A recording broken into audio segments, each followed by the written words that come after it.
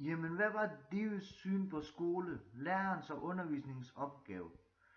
Altså, ifølge Dewey ses skolen som et mellemled mellem hjemmet og de voksnes verden, hvor børn skal sikres en gradvis og alsidig udvikling, ved at deres erfaringsområde udvides lidt efter lidt.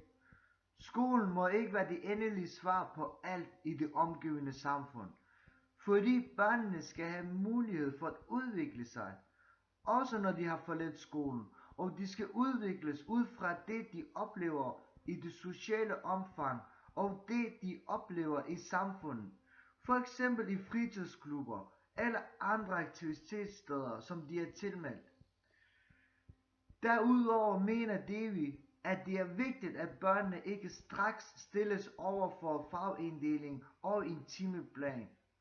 Skolen skal sørge for, at det børnene oplever i leg og de forhold, de kender hjemmefra, og den verden, de oplever uden for skolen, at de faktorer i fællesskab skal inddrages i række praktiske og konstruktive aktiviteter, såsom madlavning, syning og sløjd, der hvor alle kan have en funktion i skolen. Med denne metode vil der skabes uværligt problemer og stillinger, og herved får børnene stadig lejlighed til nysgerrigt at søge oplysninger for derved at løse problemerne og udbygge og rekonstruere den opfattelse af verden, de kommer med, uden at det sker ved, at der udefra stilles krav til dem om at lære bestemte ting, som de ikke kan forstå den øjeblikkelige betydning af. Det vi mener også, at når hver enkelte fase i undervisningen korrigeres, defineres som spændende at deltage i, sikrer man sig, at børnene virkelig lærer noget.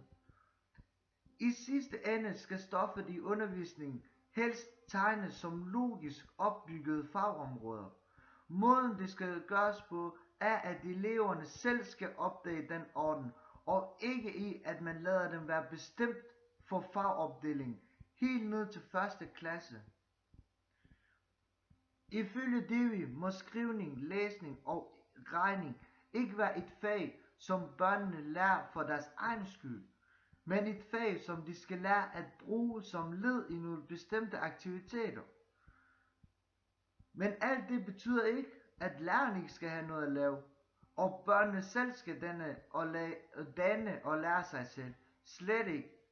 Lærerens opgave er meget mere krævende og samtidig mere givende, end den var i den traditionelle skole.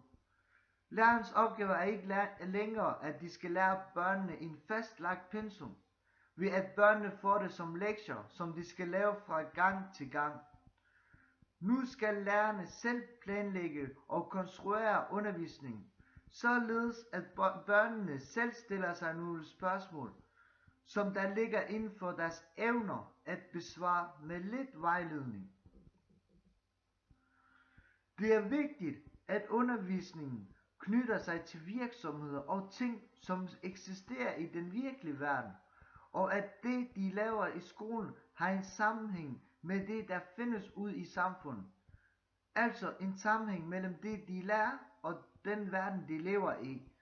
Det vil sige, at børnene får en forståelse for det, de laver i skolen, og det, der laves af andre ud i samfundet.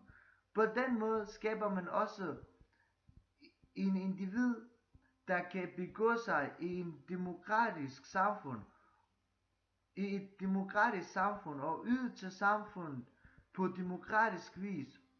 Ud fra det er det nemlig vigtigt, at børnene vendes til at tage del i demokratiske processer. For kun på den måde kan man opnå, at demokratiet for alvor trænger igennem på alle samfundsområder.